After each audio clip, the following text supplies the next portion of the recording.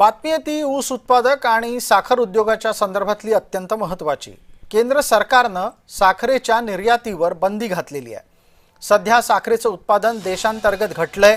अशा वेळेला साखर जर निर्यात होत राहिली तर देशांतर्गत साखरेचं उत्पादन महाग होईल आणि साखरेची किंमत वाढून सर्वसामान्य ग्राहकाला त्याचा फटका बसेल।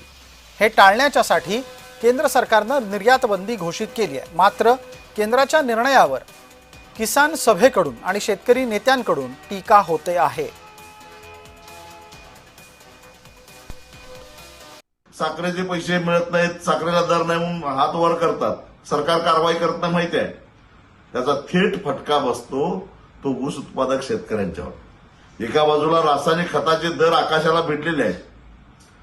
आमचे पंतप्रधान शेतकऱ्यांना सांगतात की रासायनिक खताचा वापर कमी करा। दुसऱ्या बाजूला साखर कारखानदार पैसे द्यायला तयार नाहीत। शेतकऱ्यांनी काय करायचं?